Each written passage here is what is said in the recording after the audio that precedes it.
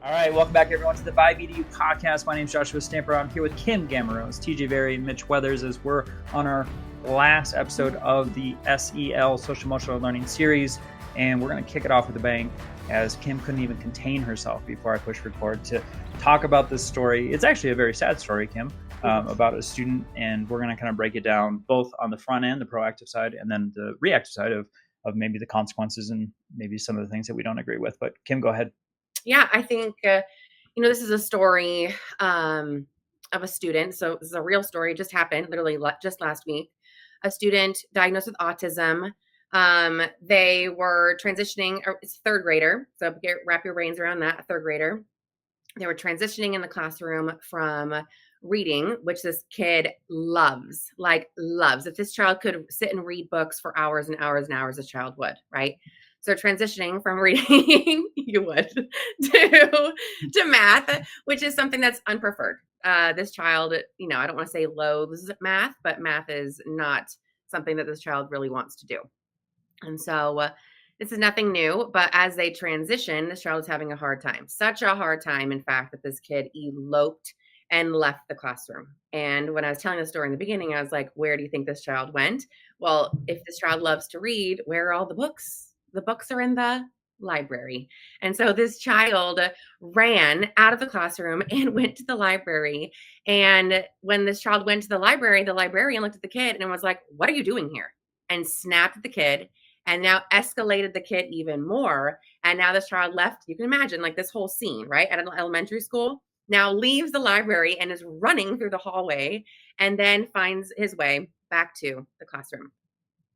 Now, the teacher there is still, of course, upset because the child had left the classroom and now is coming in, causing a scene, and we're trying to transition. There's total chaos going around this classroom. And now the child has escalated even more and even more and even more and sees a cell phone that belongs to the teacher and stomps on the cell phone, cracks the cell phone, destroys the cell phone. Now, what happened was this child was suspended for 3 days from the school. And parents at home were seeking, support. They were asking, how in the world, what do I do at home now? I've got this kid home for 3 days. And how am I supposed to, I'm putting in air quotes, fix the behavior?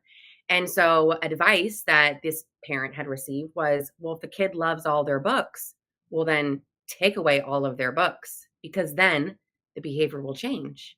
And look at us all shaking our heads like, oh God, that's not it.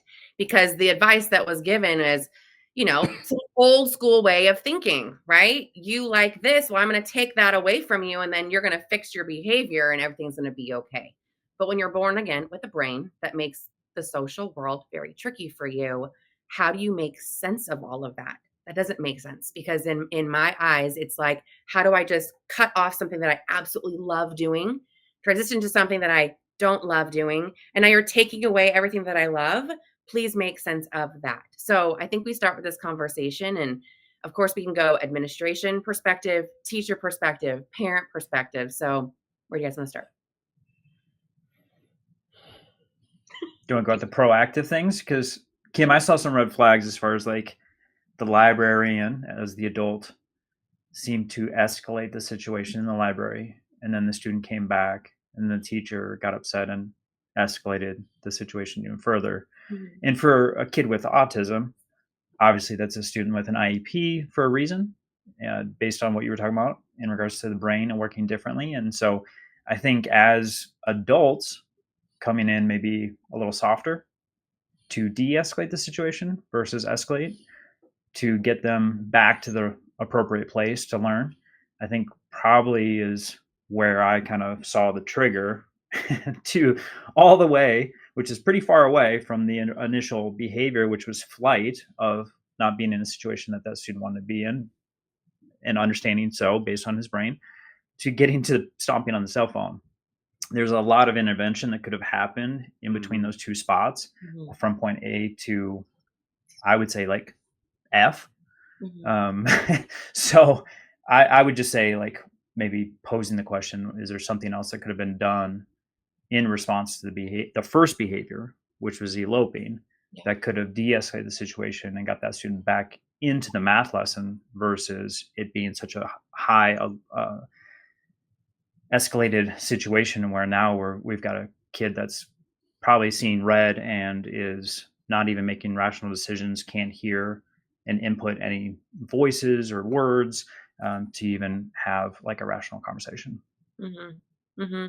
And part of it is hindsight's 2020, and we're kind of playing Monday morning quarterback a little bit, and these situations are hard. But I think if I was the librarian and I had all my faculties with me, I would have said something like, "Hey, what are you trying to do while you're here in the library? You want to read or check out books, or what's the deal?" Mm-hmm. And the kid says, "I want to read," and goes to the carpet or whatever with a book.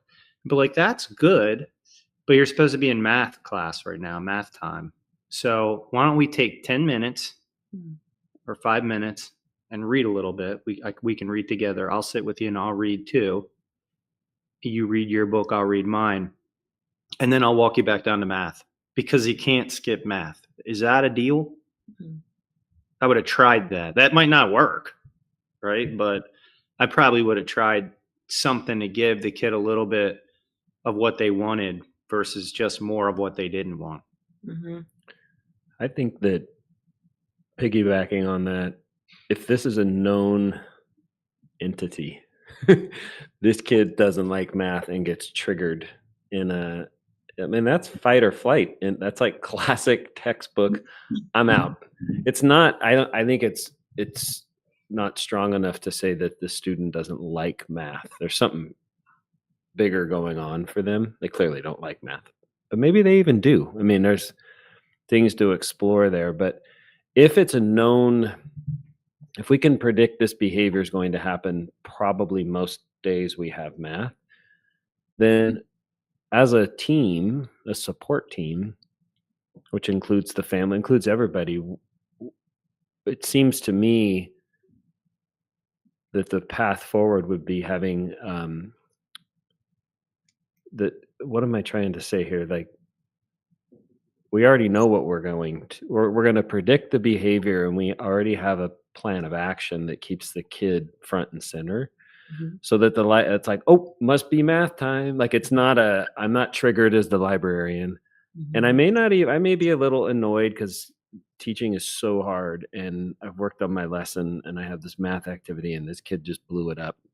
And now they busted my cell phone. So like, there's, like, legit, I'm frustrated. But if you kind of know this is what's going to happen, it feels more likely to be able to keep self out of it and have a proactive plan in place. Not that it's surefire, because maybe the librarian can't go sit with the kid at that time. But if all of those factors are considered preemptively, then I think the best plan forward is more likely to take place when math comes up. Mm-hmm. Okay, two things that came to mind, and of course me, I'm like always writing down my notes so it doesn't leave my brain. First thing I thought of was you need a common language across your entire campus. So your librarian needs to also be able to speak the same language as your teachers and your administrators. And no matter where any kid ends up, if they did, elope and find their way somewhere, or they're walking down a hall to go to a next class or whatever that looks like, we all have the same language to use. So, hey, what's expected right now? That alone, be like, what do you mean what's expected right now? Like, well, I'm supposed to be, it's math time. Like, that stuff will kind of come up, and that acts as like a little trigger to a kid, especially who's trying to make sense of the social world, right? What is expected right now? Well, I'm not supposed to be here, I'm supposed to be in class. So that, to me, a common language is something. And there was something that we did that I absolutely loved, you guys, at a former school that I worked at, where we had a binder as a staff, and it just said like, care for these coyotes. And in this binder was some known kids that you should definitely have on your radar as if this kid is eloping or if this kid is wandering down the halls, I have language to support this kid, and I can come in with a kind heart. And I know the words to use, the phrases to use to support this kid and teach into the lagging skills. And that can be used at any school. But again, we've talked about like, you got to know the kids, guys. You got to know the kids that are on your campus. So that was something that came to my head too. And then I also was thinking, so maybe we talked about goal setting last time, the last episode. And I think it was maybe, I don't know, must have been like a handful of years ago. I was having a tricky time with my kid and the amount of effort that he was showing in academics and in sports. And it was driving me as a parent crazy. And I'm sure as a teacher too, they're like, oh God, this kid, what are we going to do with this kid? Well, that's my kid. That's my kid. And so I was thinking, I got to teach into these skills. How am I going to do that? Because I'm not in charge of the amount of effort that you're putting in. I'm not going to go with you to soccer. I'm not going to go with you to school and like literally hover over you. Tag, you're it. It's on you. And so tag, TAG, stood for, and this is something that I teach teachers. This is something that now, it started with my precious little one, but now has gone to hundreds of children, right, across the country. It's tag. T, what are the thoughts that you're going to be thinking? A, what's the action that you're going to take? And then G, what's your goal? So I will blank, so I can blank, okay? And so tag, you're it. That's on you. It's on you. And it's that motivation that they need. Now, if I'm the teacher, we talked about proactive solutions here. If I'm the teacher, I'm going to front load with tag. I'm going to look at that kid. I'm going to say, hey, we're going to transition from reading into math. What are the thoughts that you're going to be thinking? Because I know it's going to be tricky for you to put your book down. Okay. What's the action? What's the action that you're going to take? Remember your goal. Remember that goal that we wrote right there? Tag, you're it. Touch that Post-it that you wrote, right? Or go to that goal sheet that you have. Okay. We're going to transition. Class, you take over. And now that's a smoother transition because, like you said, Mitch, it's predictable. You're always going to go from, if you're an elementary school teacher, whatever subject you're teaching, to the next one. Usually you have your schedule. And if you have something like that to front load with, that's going to change the dynamic in the classroom. So kids are more likely to transition calmly. You can also transition calmly as the adult, right? And you're putting it back on them. Mm-hmm. Yeah, I'm also thinking about the spectrum of what was happening in that classroom and versus what could have been happening. Mm-hmm. So I'm playing in my mind like a classroom where maybe there's some light music playing, the teacher has a timer on, the kids know that this transition is coming. It's a routine that's been used over and over again, and it's easy for people to follow, and the kids are kind of doing it on their own. And then I'm thinking about this other classroom where the teacher just goes, put your books away, it's math time. Right?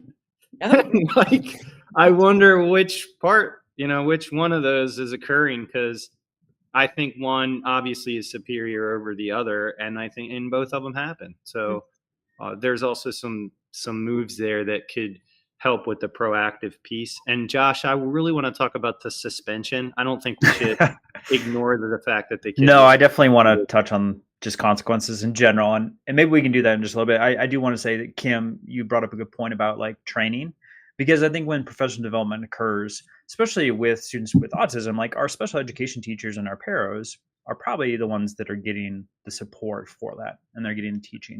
And maybe the whole teachers, staff gets it, but like, do our other support staff get it? Does like the front office, or does our librarians and other people, our tech support, all these people, like, they interact with kids too.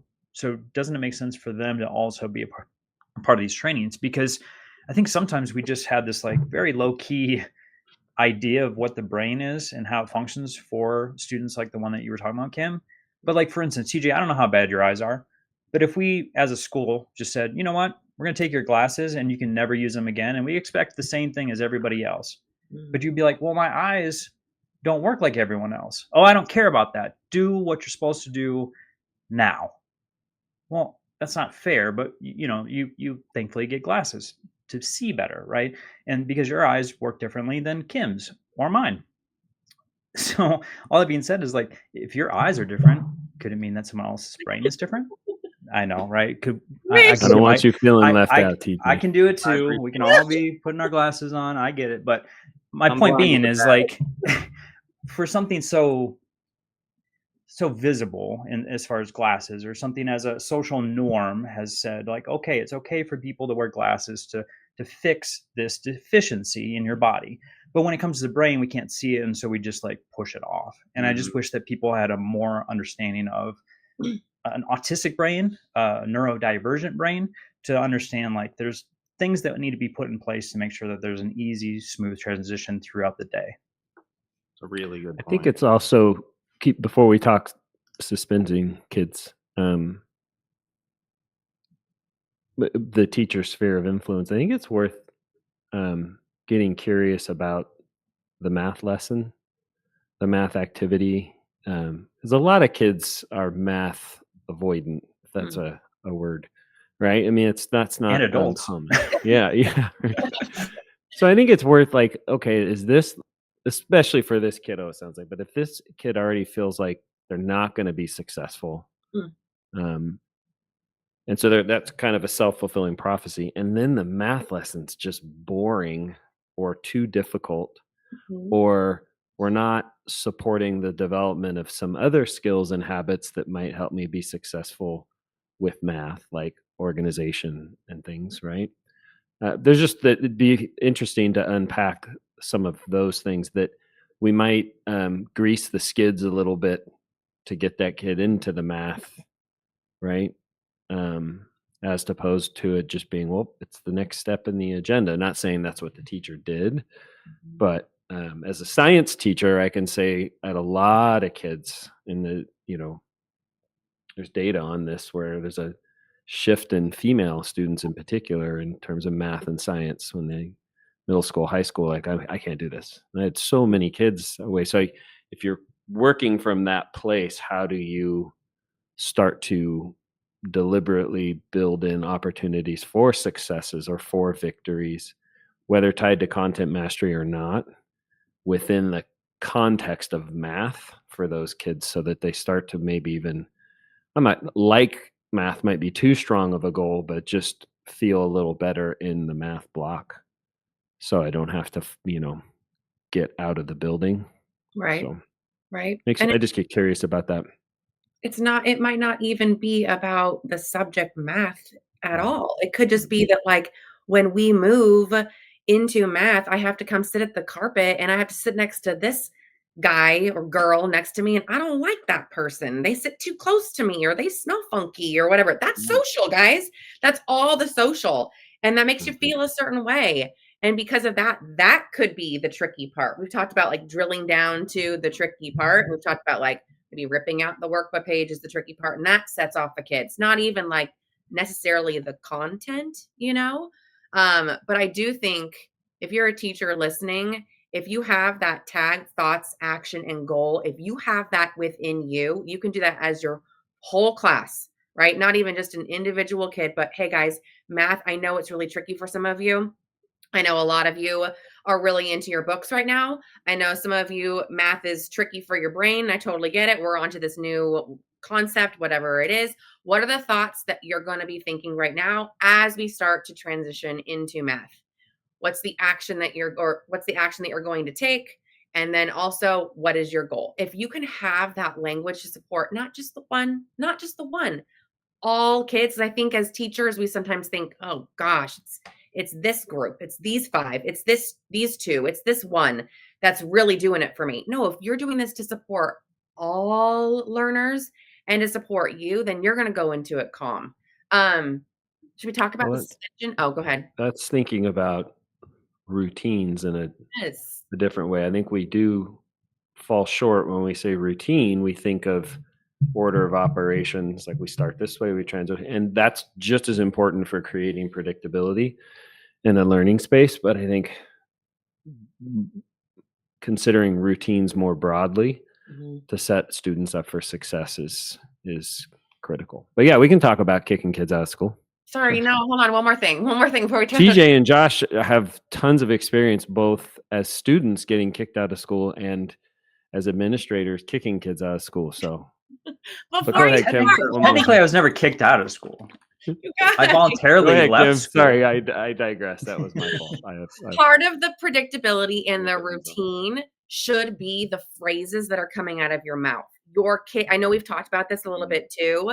Kids should know, oh, Mrs. Gameroz is going to start talking about this right now. It's going to sound this way, and that's my transition, right? Like, I will never, ever forget having a superintendent come into my classroom, and we were in the middle of like this chant that we did to transition into whatever was coming next. And we're celebrating growth in a kid. And the superintendent looked at my principal and was like, do they always do stuff like this in here? Like, this is not normal. And my principal looked at the superintendent and was like, no, it's always like this. Because that's how you keep it calm. Like that predictability of like, this is just what we say in here. Like little things like, get to work. Like that was a thing in my classroom, right? And kids knew, oh, if I said get to, they're like, work. And they knew it was like that little trigger again. You need a common language, but not just in your classroom. I'm saying across your entire campus. Okay, let's talk about kicking out kids. Is that like keep it calm, like calm hands? It's like calm hands too. Are you still bruised, TJ? Oh yeah. The one more thing I was gonna say about that is I forget what I was gonna say. The No. calm hands threw You me need off. to adopt Kim's routine of writing things down, TJ. Yeah, you got your No, little pen. I was gonna say this, like, okay, I just know. hilarious, but I was gonna say that it's also the recognition that's just odd. It's an odd environment. Like, imagine this kid is reading. We're pretending like it was reading time or something, but let's just keep on that theme. And the kid's at a good part of the book. I mean, have you ever been in a really good part of the book and you're like telling your significant other later, you're like, I was at this really awesome spot in the book. I closed it and started doing math. Never. Often. Never. Often. Just an odd structure. Like ELA class is over, reading's over, start the math. Like that's not how the brain works anyway. So I don't know. I just think the structural, it's back to what we talked about, the educational industrial complex. I'm back to like the structure of it. Yes, we're talking about strategies, but these strategies are deal with the structure, not the kid or learning. No. It's just to manage the fact that we've got to go from ELA to math. I want to live in a world where there's a whole day we do ELA. You're gonna get as much reading time as you want today. You might, or at least putting something in between that's more desirable to help with that transition instead of just going dead stop and beginning. I mean, that talking about taking something that you love and then something that you hate and then having to transition that so quickly. I mean, that's tough for anyone to do, let alone a third grader. Yeah, and a kid without the ability to explain, like, but this is the part. This is like, you remember you taught us the climax? That's happening right now in the book. The structure of what you taught in the last period is occurring for this author. I'm trying to stick with it. You can keep your That fraction. happens to me every time I'm on a plane. And I'm like, really? We're landing? Right? I don't want to stop reading. You guys. Anyway.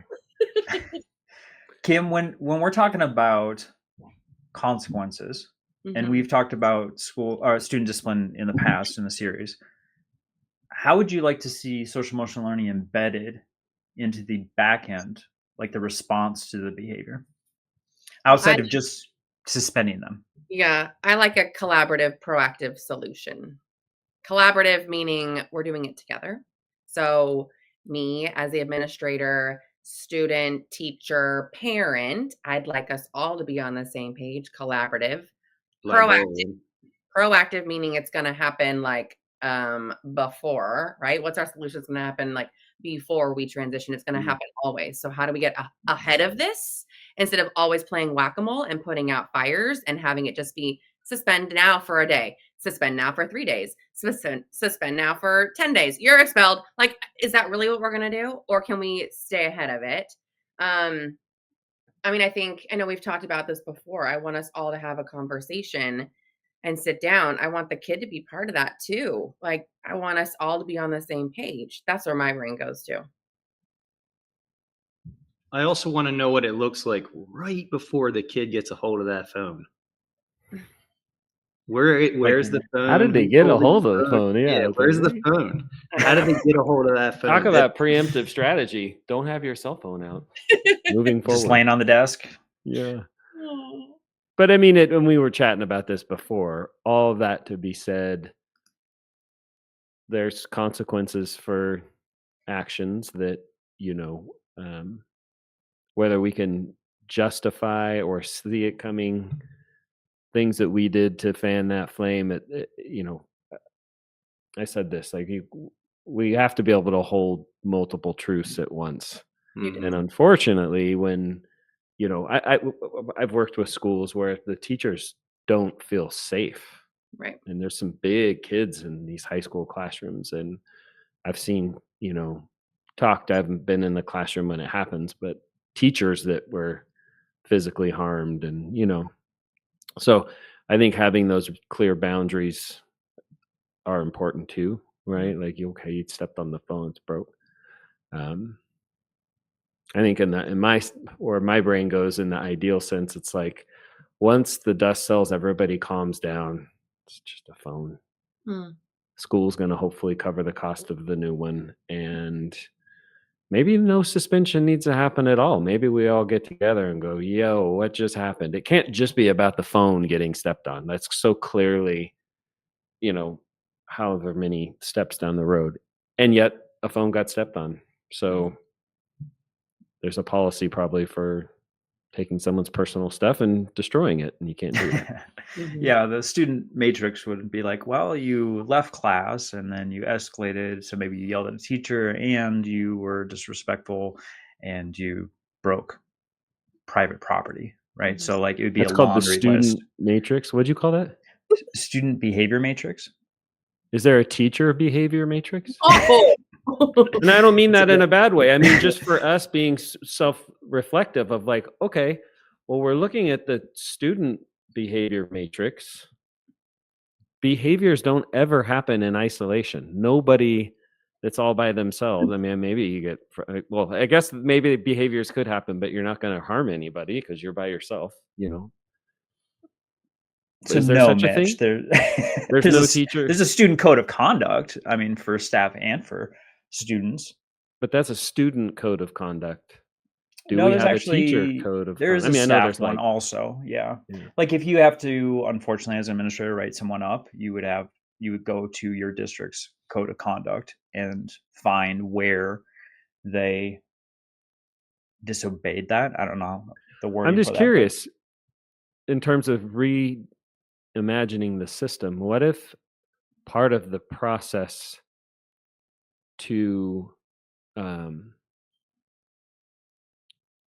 giving a consequence or resolving a situation, in this case, it sounds like the resolution was the kid got suspended, which doesn't feel much like resolution, but maybe needed to happen. Okay. What if the norm was we all get reflective on our role in this kid's behavior, and your reflection may yield, I didn't do anything. I was just being myself, and the kid showed up, and this is what happened. But I think there's value there, right? For sure. But if it was routine, back to the routines, like this is just what we do every time, and it's okay as a staff member to either you recognize or someone else recognizes your behavior and kind of brings it up, that it's not like you're in trouble or we're trying to resolve something in a way that this kid feels cared for and a part of the school. And if we played a role in that, you got to cop to it a little bit. I agree. I just don't know how many folks are in that mind space to take fault in a situation. Maybe not initially. That's what I'm saying on the backside of it. Just maybe, I don't know.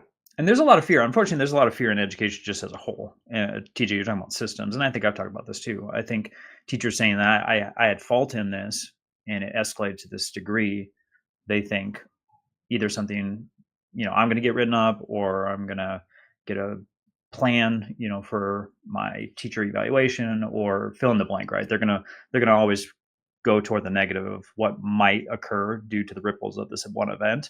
And so I think it does take some time for them to actually, and sometimes the administration can be helpful in this as far as like letting them know, like, no, you're not in trouble here, but we do need to see some growth in certain areas so that this doesn't happen again. I'm not here as a gotcha moment. And if they can feel that trust, then that's when I think the wall goes down and they can start being reflective about what actually occurred. And maybe they're part of it. But I'm going to transition, TJ. I think you're in agreement with this. I don't think a suspension is really going to help the situation. Like, have we really decided what the trigger was for the student? Do we know what's underlying? Because the behavior was a language, he's telling you something. So what is he telling you?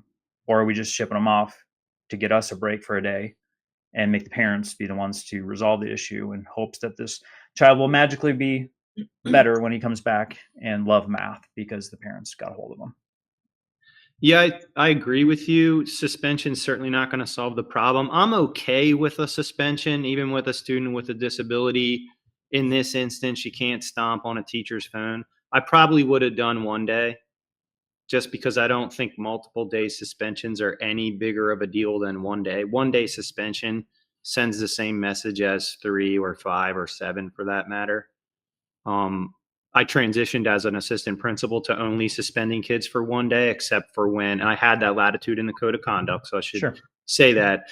But except for fighting, most behaviors got 1 day. I think the break is a good point, though, Josh. Like, the kid and the teacher need a break, but we need to then use that break. Like, and I would say this to parents: we're going to suspend you for a day, and we're going to figure out a different system. So when you come back in the next day, when you're not suspended, we need parents to bring you back in. And we're coming back into a meeting where we're going to have cleared up a system. And then my job the next day while the kid was out is to call an IEP meeting or call a team together and say, what are we going to do differently? Because this kid's not going to love math on Thursday when he gets back. And we're going to have the same problem again. And the librarian's going to be at that table too, by the way.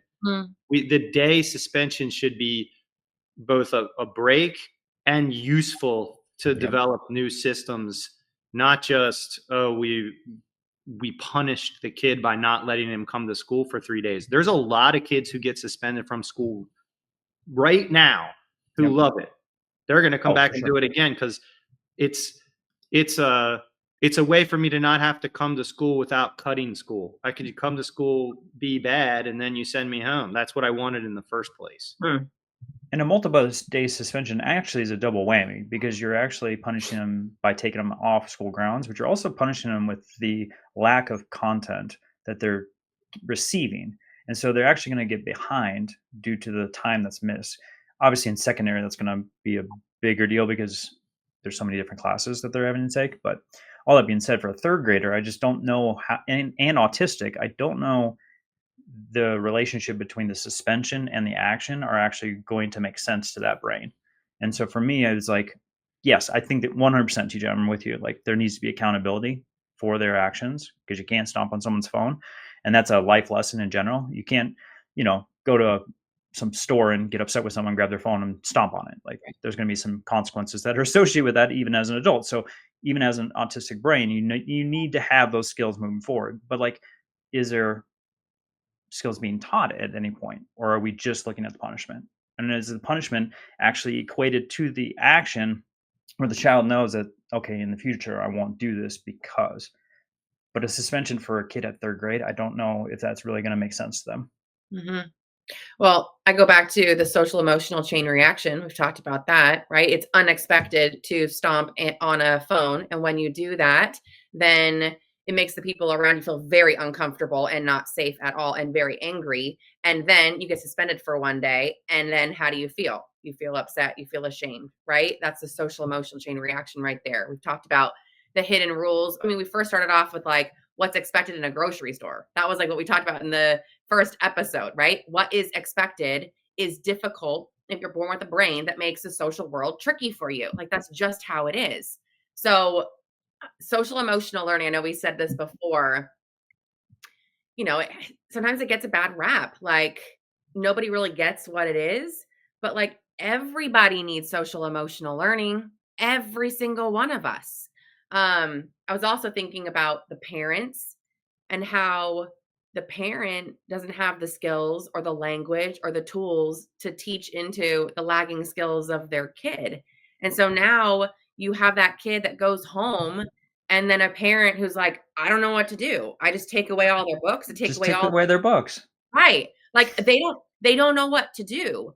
So I think that something needs to be said too with like, again, if you are an administrator and you're saying this kid is suspended for a day, and while they're suspended, this is what the conversation can sound like at home, right? It Yeah. was unexpected for you to stomp on that phone, like explain the social emotional chain reaction so they understand it.